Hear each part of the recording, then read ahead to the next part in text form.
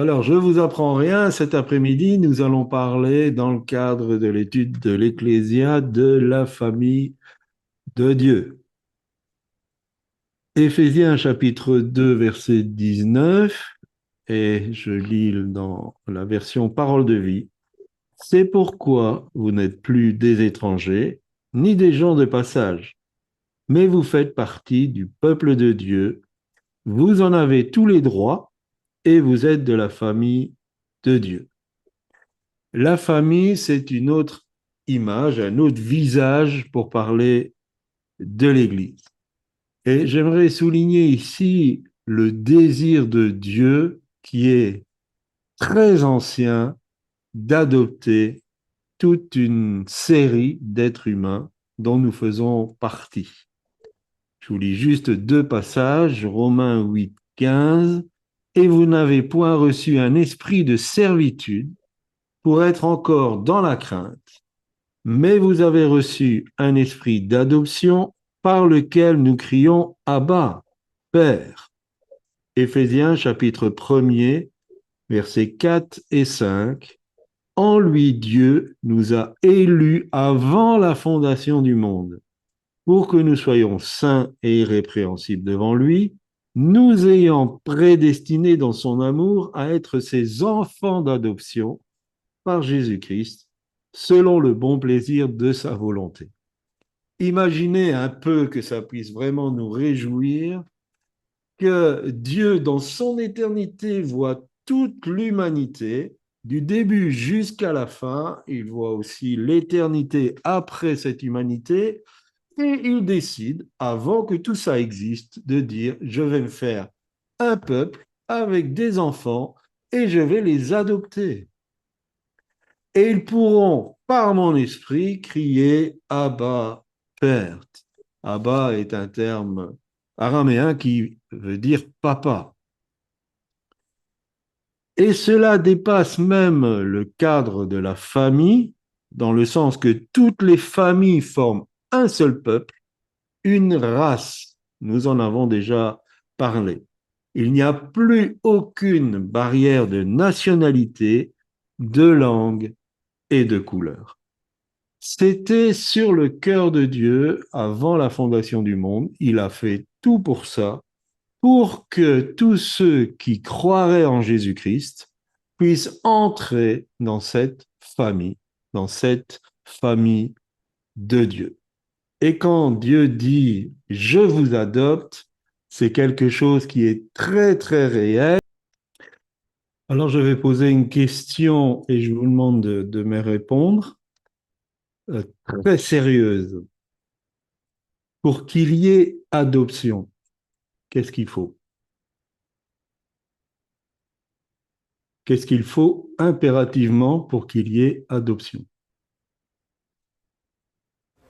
Il faut qu'il y ait abandon. Très bien, merci Olivier. Il faut qu'il y ait abandon. Le diable ne va jamais nous abandonner parce qu'il veut garder le grappin sur nous. Comment peut-on entrer dans l'adoption de Dieu et entrer pleinement dans sa famille? Il faut que nous abandonnions. Et c'est là que le message va devenir difficile. J'espère que nous resterons amis, mais je veux vraiment nous ouvrir les yeux sur le fait que si nous voulons rentrer pleinement dans cette adoption de Dieu, il faut que nous abandonnions notre famille en Adam. Qu'est-ce que ça veut dire? C'est très difficile parce que le besoin d'identité est un des besoins fondamentaux de l'être humain. Nous fondons cette identité sur un certain nombre de critères et notre nom de famille en fait partie. Notre prénom en fait partie parce qu'il nous a été accordé et quelquefois même il correspond à une vision. Notre identité se fonde sur notre religion, il se fonde sur notre ethnie, et j'aimerais relever que bien souvent c'est avant sur l'ethnie que la nationalité. Et peut-être que la famille Labrie ne va pas me contredire. Je pense qu'ils se sentent peut-être plus créoles que français parce que c'est leur ethnie. Et c'est normal. Je suis belge, je me sens plus wallon que belge, même si je suis belge. Et c'est une réalité, et je ne mets pas ça en cause, mais pour que nous puissions entrer dans l'adoption de Dieu, il faut qu'il y ait une séparation. Et Paul explique cette séparation. Il a dû la vivre, cette séparation. Et je vous invite dans Philippiens au chapitre 3, versets 4 à 8.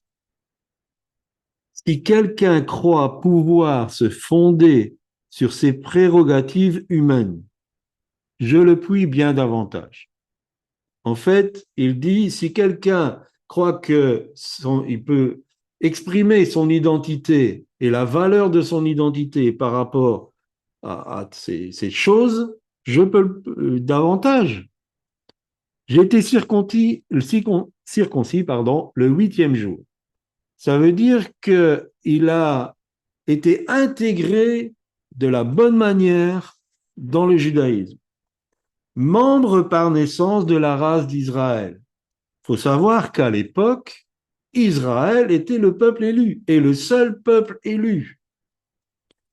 De la tribu de Benjamin, c'est aussi un sans identité parce que la tribu de Benjamin était la tribu qui est toujours restée fidèle à David et à la lignée de David. Et donc, par extension, à la lignée messianique, même si Paul, à cette époque, n'était pas du tout messianique. Fils de parents juifs, de pur sang hébreu, ça veut dire, dans ma lignée, il n'y a jamais eu de mélange. Je suis un hébreu, né d'hébreu, il n'y a pas de mélange chez moi. Mon identité, je suis un pur et dur hébreu. Quant à mon zèle, par attachement pour la loi, j'entrais dans le parti rigide des pharisiens. Quant à mon zèle, ma persécution fanatique de l'Église en fait foi. Face aux exigences de la loi, j'étais sans reproche. Je pouvais donc me targuer d'avoir satisfait à toute la justice légale. Il continue, il dit autrefois, ces prérogatives étaient à mes yeux autant de sujets de fierté. Paul était fier de son identité. C'était sa valeur, sa raison d'être. Mais à cause de Christ, je suis arrivé à reconnaître leur inutilité. J'ai appris même à les considérer comme nuisibles si on s'y attache. Et je les ai rejetés, d'où l'abandon. Oui, je persiste encore aujourd'hui à leur dénier toute valeur. Je vais même plus loin. Tout me semble une perte en comparaison du privilège inestimable d'avoir pu reconnaître en Jésus-Christ, mon Seigneur, le bien le plus précieux, celui qui de loin surpasse tous les autres, c'est de le connaître et de le comprendre de mieux en mieux. Pour l'amour du Christ, je me suis dépouillé de tout, considérant mes avantages comme bons à être mis au rebut quand il s'agit de gagner le Christ. C'est la version parole vivante. Paul a vécu cet abandon. Il a renoncé à tout ce qui faisait sa fierté dans son identité. Et cette identité était basée sur ce qu'il était dans sa famille en Adam. Je l'appelle comme ça pour essayer de bien faire la différence entre la famille de Dieu et la famille en Adam. Donc, pour entrer pleinement dans l'adoption de Dieu, il faut renoncer à sa famille en Adam. Nous lisons Matthieu chapitre 10, versets 34 à 37. Ne croyez pas que je sois venu apporter la paix sur la terre. Je ne suis pas venu apporter la paix, mais l'épée. Car je suis venu mettre la division entre l'homme et son père, entre la fille et sa mère, entre la belle-fille et sa belle-mère. Et l'homme aura pour ennemi les gens de sa maison. Celui qui aime son père ou sa mère plus que moi n'est pas digne de moi. Et celui qui aime son fils ou sa fille plus que moi n'est pas digne de moi. Je sais que ces paroles sont fortes. Certains traducteurs, d'ailleurs, ont dit c'est un peu fort parce que dans un texte, il est parlé de haïr. Alors, ils ont dit, si vous ne me préférez pas à votre père, à votre mère, mais pourquoi Jésus il parle d'haïr? Il parle d'haïr parce que la famille en Adam, elle est conduite à la malédiction. Elle est séparée de Dieu. La famille en Adam n'héritera pas du royaume de Dieu. Et si on reste attaché à cette famille, on ne peut pas vivre l'adoption et elle peut nous retirer de la bénédiction. Elle peut nous retirer de l'adoption de Dieu. J'ai déjà expliqué en prédication que l'épée est toujours un principe de séparation dans la parole de Dieu. Et quand Christ dit qu'il n'est pas venu apporter la paix, mais qu'il est venu apporter l'épée, ça veut dire que croire en lui, ça amène une séparation, cet abandon dont je parlais précédemment. Et je sais que ce n'est pas un message facile, parce que je suis sûr que dans votre pensée, il y a plein de choses qui vont se bousculer et dire, mais alors, et je comprends. Mais je suis là pour expliquer les vérités fondamentales de la parole de Dieu. Et c'est nécessaire pour vraiment pleinement jouir d'être dans la famille de Dieu, d'avoir vécu cet abandon. Et pourquoi souvent nous remarquons que l'esprit de famille, on l'appelle comme ça, et même dans les familles, souvent on l'appelle comme ça, vient très très souvent en opposition avec l'appel de Dieu. Et l'esprit de famille va essayer de vous tenir dans un carcan.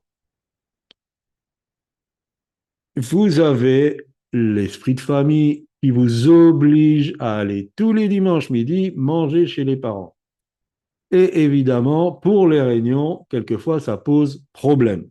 Alors, si vous n'êtes pas absent pour participer à une réunion, ça va plus. J'ai beaucoup aimé, je vais apporter un témoignage de mon papa. Vous savez, j'ai été élevé dans l'évangile. Et quand je suis né, mes parents étaient convertis. Assez récemment, mais ils étaient convertis. Et donc, ils ne voulaient pas me faire baptiser catholique. Et le papa de mon papa, donc mon grand-père, l'a pris à part parce que ça faisait scandale dans la famille. Et il a dit, écoute, tu le fais baptiser catholique et après tu fais ce que tu veux. C'est pas compliqué, tu fais plaisir à tout le monde et puis bah, tu crois à ce que tu veux croire et tout ça. Et je bénis Dieu parce que mon papa, il a dit non, moi je ne vais pas faire de compromis. Et donc, j'ai pas été baptisé catholique et je crois que ça fait partie de l'appel de Dieu sur ma vie. Je crois que ça a eu son importance. Et je bénis Dieu pour le choix de mon papa qui n'était pas facile à l'époque. C'était en 1958. Imaginez les pressions religieuses sur les familles, d'autant plus qu'en Belgique, la religion dominante, c'est le catholicisme romain. Et il était confronté vraiment à un mur de pression, de lobby sur lui pour faire plaisir à la famille. Mais il a résisté à ça. Et c'est l'esprit de famille. l'esprit de famille va essayer de nous retenir. J'ai connu un frère aussi, il s'est converti, son épouse faisait des dépressions et elle était en hôpital psychiatrique très très souvent. Il est venu à la connaissance de l'évangile et son épouse a été guérie instantanément de sa dépression. Et sa belle-mère, elle l'a pris à part. Elle a dit, écoute, si tu abandonnes cette secte, je te paye une nouvelle voiture. Il n'a pas voulu. Il est resté attaché à Christ. Mais voilà ce que produit l'esprit de famille. Parce qu'il va toujours rentrer en compétition avec la famille de Dieu. Cependant, ça ne nous dédouane pas de certains devoirs. En tant qu'enfant de Dieu, même si il faut que cette séparation se fasse, même s'il y a un abandon, ça ne nous dédouane pas de certains devoirs. Éphésiens chapitre 6, versets 1 à 3. Enfants, obéissez à vos parents selon le Seigneur, car cela est juste. Honore ton père et ta mère. C'est le premier commandement avec une promesse, afin que tu sois heureux et que tu vives longtemps sur la terre. En tant qu'enfants de Dieu, nous devons continuer à honorer nos parents. J'aime beaucoup le fait qu'on dise honore ton père et ta mère et que la parole de Dieu ne dit pas fais tout ce que ton père et ta mère disent de faire. Parce que honorer, ce n'est pas obéir. Et si Paul dit enfants obéissez à vos parents, on parle bien de ceux qui sont sous le toit parental, mais après, on n'est plus obligé de suivre tout ce que nos parents nous demandent de faire. Mais néanmoins, que nos parents soient des bons parents ou mauvais, nous sommes appelés à les honorer. C'est-à-dire qu'on ne va pas les traîner dans la boue. C'est-à-dire qu'on ne va pas les démonter et porter en scandale ce qu'ils ont été. Et j'aime beaucoup ce que Pasteur Corinne a dit dans son témoignage. Elle a dit, je ne veux pas parler de ma maman, de ma mère. Et c'est l'attitude qu'il faut avoir. On n'est pas là pour déshonorer nos parents. Et l'apôtre prend le temps de préciser selon le Seigneur, donc c'est-à-dire que s'ils sont dans la famille de Dieu, leurs conseils sont les bienvenus. Et quelque part, l'obéissance est bien sûr conditionnée à ce fait, sont-ils dans le Seigneur? Ensuite, 1 Timothée chapitre 5 verset 8, si quelqu'un n'a pas soin des siens et principalement de ceux de sa famille, il a renié la foi, il est pire qu'un infidèle. Ici, on parle de la maisonnée. La famille dont il est question ici, on parle de la maisonnée.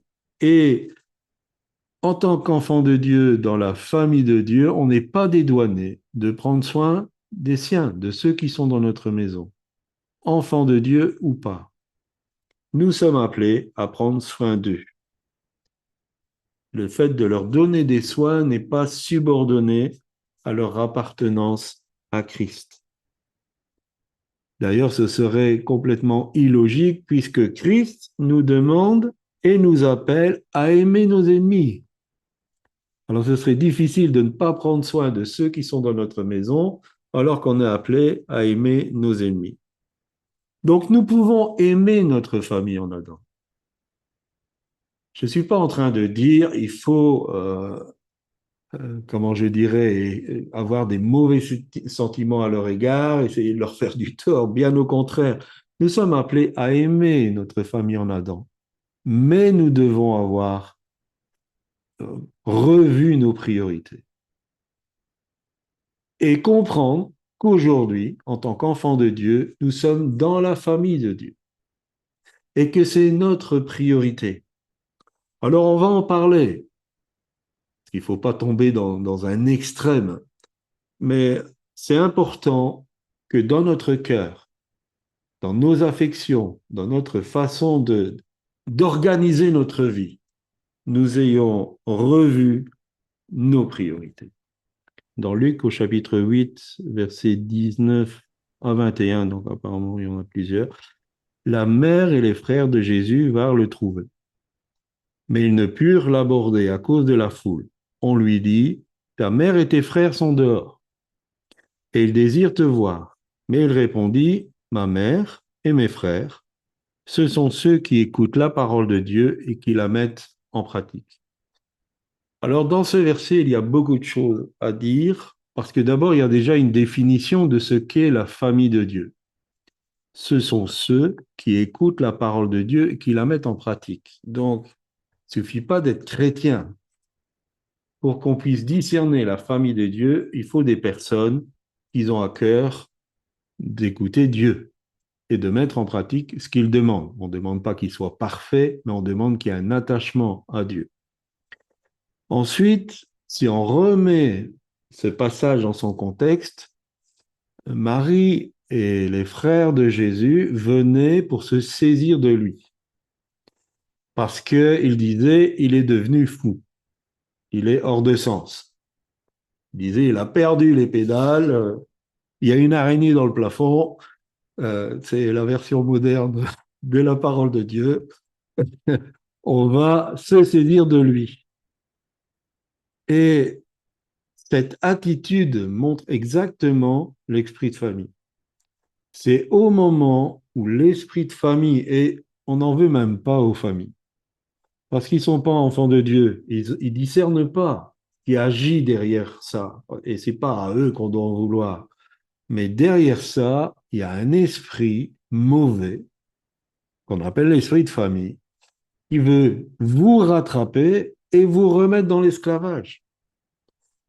Pour ne pas revenir dans l'esclavage, de facto, à certains moments, il faut être extrémiste.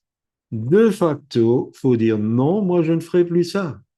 Que tu l'acceptes, tu l'acceptes pas. Je suis enfant de Dieu, c'est ma nouvelle vie en Christ. Je n'irai plus au cimetière mettre des chrysanthèmes. C'est pas que je suis, comment je dirais, euh, je viens pas sur le thème, que je manque de respect à votre égard, mais ça fait partie de ma nouvelle vie. Mais en compensation, il faut aussi qu'on puisse démontrer un amour neuf et qu'on démontre que si on fait plus ce genre de choses, on n'est plus le gars colérique, susceptible, qui dit des méchancetés à table. Donc il faut qu'il y ait une compensation dans le changement. Sinon, évidemment, ils vont dire c'est n'importe quoi. Il faut que cette nouvelle vie, elle ait pris racine en nous et que si on fait plus ce genre de choses, oh, il fait peut-être plus ça, mais il est quand même beaucoup plus agréable quand on le voit. Hein, il a le sourire, il nous dit des paroles gentilles et ainsi de suite. Donc, je pense qu'il faut compenser cette radicalité avec aussi une nouvelle façon de manifester l'amour de Dieu. C'est ce que Jésus a fait. Même si là, quelque part, il s'est positionné clairement face à Marie, quand même, qui avait une destinée extraordinaire, qui avait été l'élu, qui l'avait mis au monde, qui l'avait éduqué dans la religion, dans la connaissance de Dieu le Père, parce que c'était un être humain à part entière. Il s'est quand même positionné par rapport à ses frères. Et regardez son positionnement. Dans l'Église après, on retrouve ses frères. On retrouve Jude, on retrouve Jacques, qui étaient les frères de Jésus. Donc, il les a peut-être scandalisés ce jour-là, probablement, parce qu'ils étaient venus pour se saisir de lui. Ils n'ont même pas pu rentrer. Et puis, les, les, les messagers qu'ils ont envoyés sont retournés. Ils ont dit, eh ben, vous êtes plus sa famille. Hein. Sa famille, c'est ceux qui écoutent la parole de Dieu. Ils ont peut-être été vexés, mais ça a été un salut. Donc, je pense, pour répondre à la question des pasteurs Michel, qu'il nous faut de la sagesse, qu'il nous faut du discernement, et surtout comprendre que derrière des attitudes humaines se cache des manœuvres spirituelles pour nous ramener dans cet esclavage. Et en fait, si on cède, on va retourner dans l'esclavage parce que ça ne va pas être suffisant. Si vous allez une fois au cimetière, ils me cassent les pieds, je vais leur faire plaisir, j'irai sur la tombe, je vais aller mettre ma petite chrysanthème. Euh, L'année d'après, ils vont dire, bon, alors, t'es pas passé. Non, à un moment donné, il faut se positionner. C'est pas facile. Je suis pas en train de dire que c'est facile. Pour moi, ça n'a pas été trop compliqué puisque ma famille était convertie. Mais néanmoins, euh, par rapport à certaines choses du domaine de l'appel, j'ai dû être clair et me positionner. Parce que l'appel de Dieu ne se comprend pas toujours. Et même ceux qui sont convertis vont peut-être être des premiers à dire, mais tu perds les pédales, hein. Être chrétien, c'est pas ça. Parce que Dieu vous amène dans un domaine où il n'y a plus de confort, où c'est extrême dans le service de Dieu. Puis ils vont dire, hé, mollo, hein, on est chrétien, mais le dimanche, hein.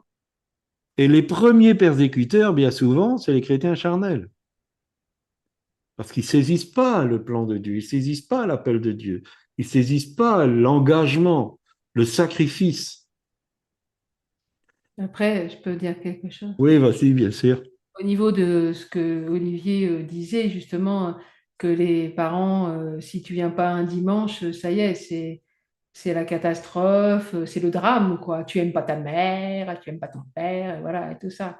Et c'est du chantage affectif, là. Et donc, qu'on soit chrétien ou pas chrétien, je dirais, il est important de mettre le haut là, quoi. Parce que sinon, on reste sous la coupe d'un chantage affectif. Parce qu'il est bon d'aller manger chez ses parents, de pouvoir participer à des temps en famille et tout ça. Mais quand il y a un dimanche qu'on manque et qu'on commence à entendre ce genre de choses, t'aimes pas ta mère, t'aimes pas ton père, etc., là, ça devient du chantage affectif et il faut dire stop. Parce que de toute façon, ça va vous assujettir, qu'on soit chrétien ou non chrétien. Donc, je pense que c'est important euh, de couper court à ce genre de choses et de ne pas mettre le pied dans l'engrenage. Et si on l'a mis, dire, écoute, maintenant, moi, je peux plus faire comme ça, je veux bien te voir, je veux bien venir manger de temps en temps à la maison et tout ça, je te respecte et tout, et je t'aime, mais maintenant, bah, j'ai ma propre vie de famille et je peux pas être tous les dimanches fourré chez toi. Ça n'engage absolument pas mon amour pour toi, ça ne le change pas, mais il faut comprendre que moi, je peux pas, quoi. Je pense que c'est important pour toute personne qui a quitté la maison de ne pas rentrer dans ce genre de fonctionnement, quoi, qui est vraiment malsain. Mais nous allons un peu plus loin. Alors d'abord, il faut déjà me sonder moi-même. Est-ce que je suis vraiment dans la famille de Dieu? Est-ce que j'en suis arrivé à me positionner par rapport à certaines situations? Ou est-ce que je suis encore esclave de l'esprit de famille? Est-ce que j'ai besoin de faire des progrès? Et il n'y a absolument aucune condamnation dans ce que je dis. Vous savez, il y a quelque chose tient beaucoup à cœur à EZ37M, c'est qu'en tant qu'enfant de Dieu, vous soyez libre, que vous puissiez vivre dans la liberté votre relation avec Dieu. Dans la famille de Dieu, il y a des frères, il y a des sœurs. Certains auront des parents, père ou mère, et d'autres auront des enfants. Alors j'aimerais mettre quand même deux versets en contraste.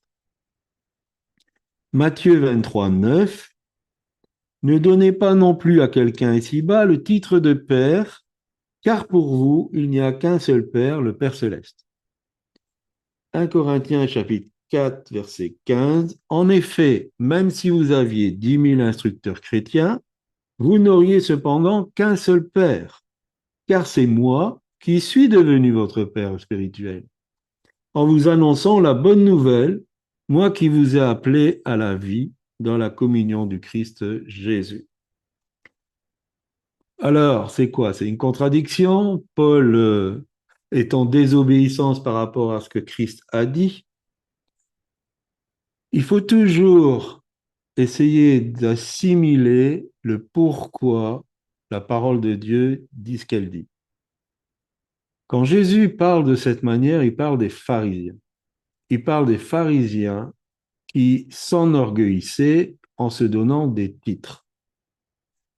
Et que Jésus a voulu relever, c'est pas dans l'absolu qu'on peut pas se faire appeler père spirituel, mais que on ne doit pas chercher les titres pour s'enorgueillir et pour dominer les gens.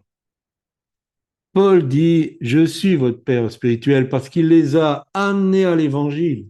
Il les a amenés à comprendre le message du salut. Et il n'a pas peur de dire, je suis votre père spirituel et quelque part, vous devez me respecter. Dans la famille de Dieu, nous aurons des frères, nous aurons des sœurs, mais Dieu mettra peut-être sur notre route un père ou une mère. Et je pense que honorer père et mère, comme la parole de Dieu le dit, sera aussi d'actualité dans ce cas-là. Et de savoir aussi être à l'écoute. Et comme j'ai pu le remarquer, on est père, mère, mais on peut être en même temps enfant et recevoir d'autres et recevoir des conseils d'autres. Et je pense que personne ne doit dire, moi, je sais tout, j'ai tout appris, maintenant, on ne doit plus rien me dire, je sais comment il faut faire. Je pense qu'à chaque fois, quelqu'un peut nous enseigner. Les interactions relationnelles observées dans les familles devraient se retrouver dans la famille de Dieu en étant épurées du péché.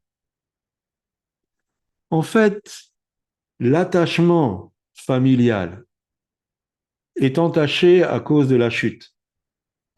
Mais l'attachement familial n'est pas un mal en soi.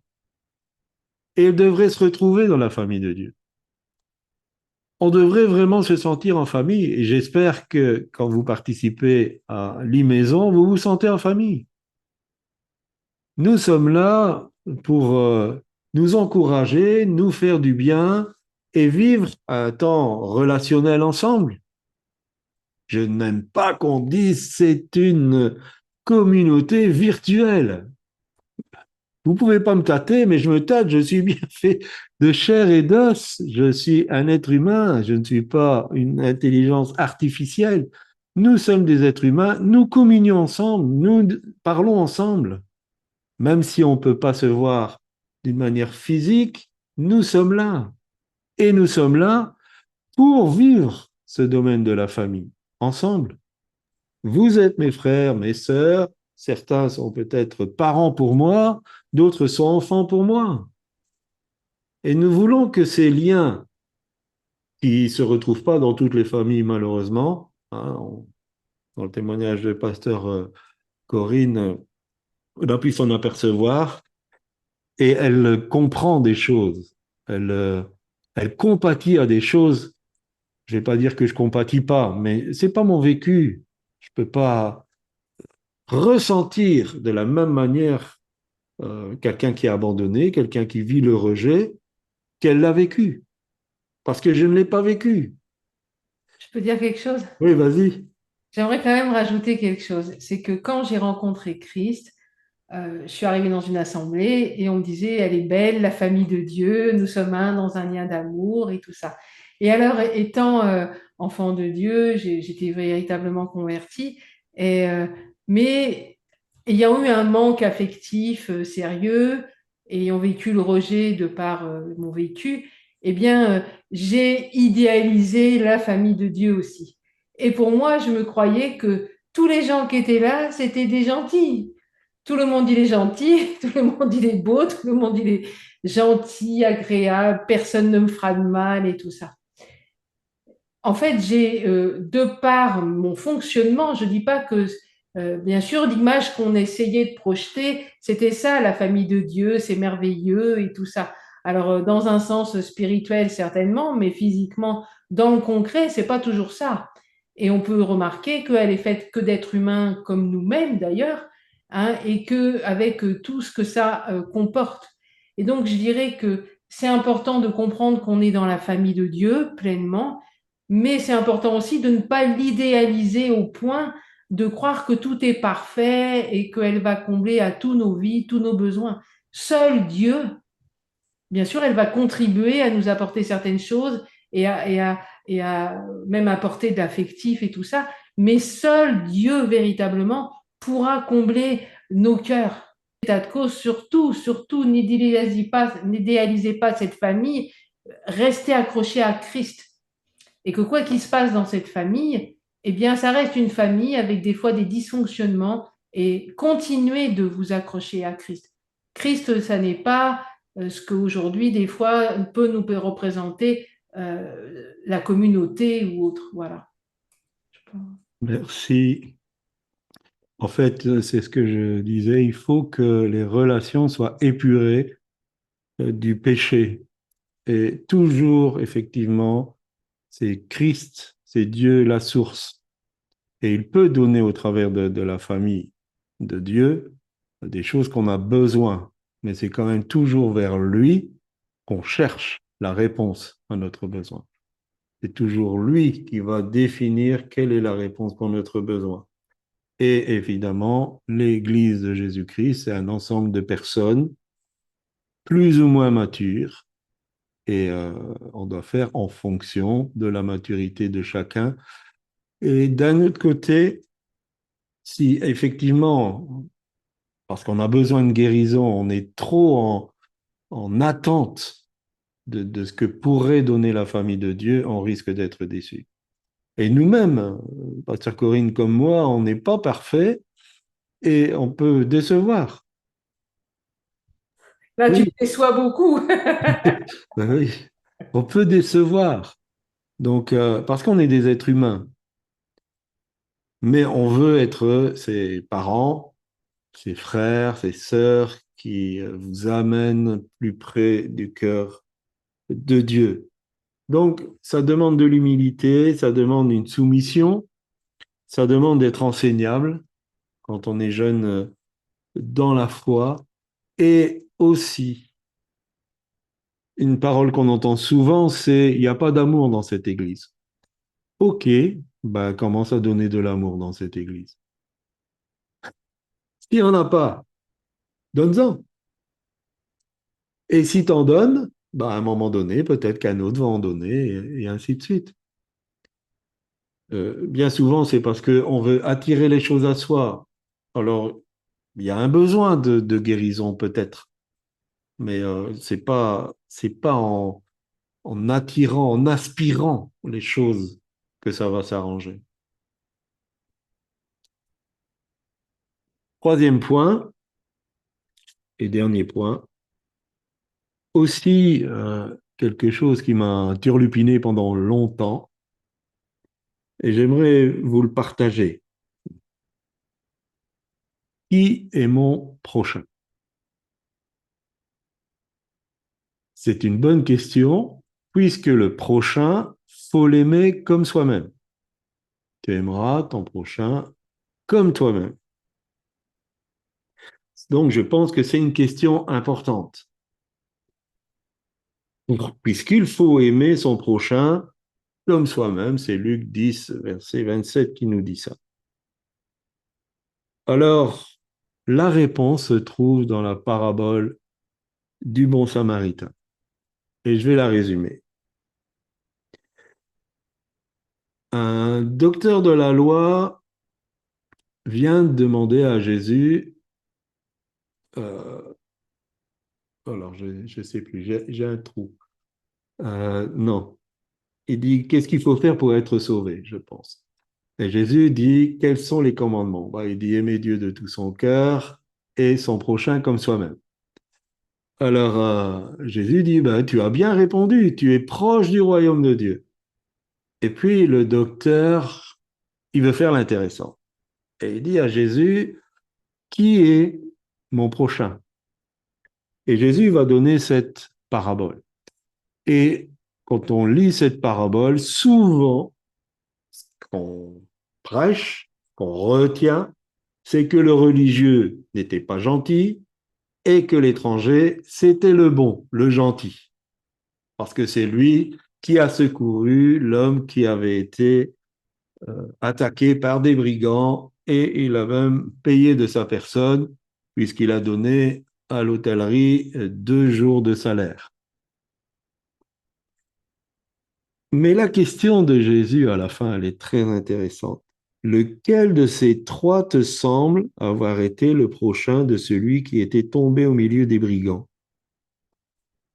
Et le docteur va dire, ben, c'est celui qui a exercé la miséricorde envers lui. Donc le Samaritain.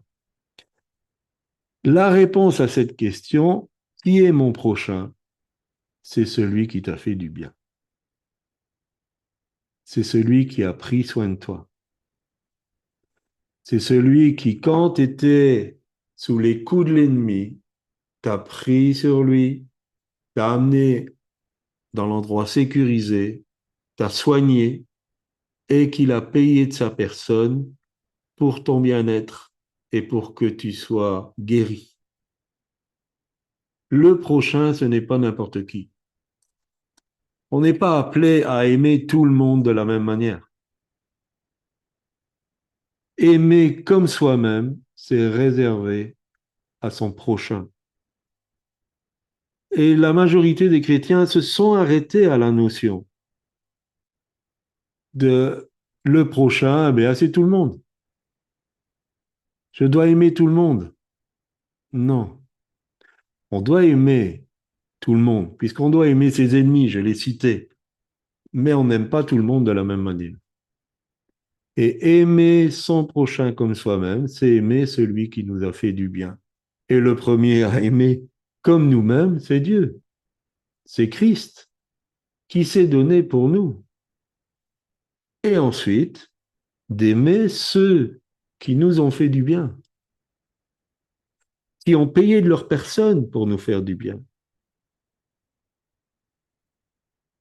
Et ça va plus loin, parce que Jésus va dire, va et fais de même.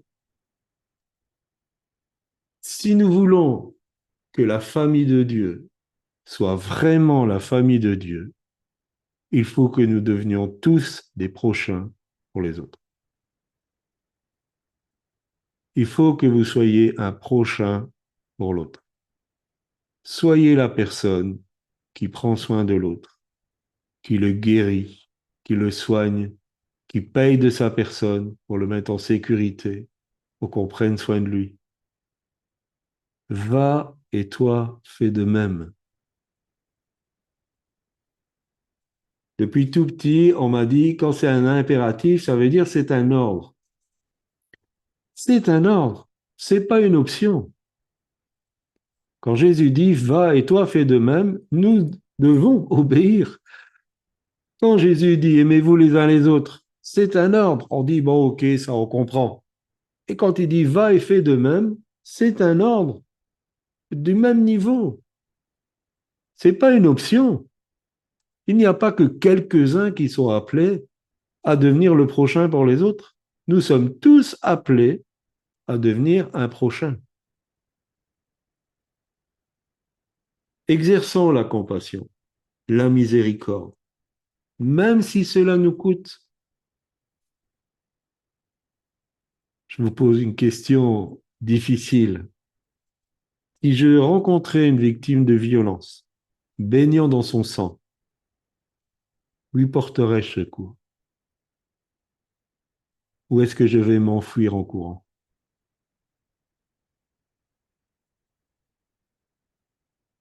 Si je rencontrais une victime de violence, baignant dans son sang, est-ce que je vais le secourir ou est-ce que je vais m'enfuir? Devant le besoin de l'autre, qu'est-ce que je fais? Je m'implique ou je m'enfuis? Ou je joue l'indifférent? Aujourd'hui, je le prends en photo.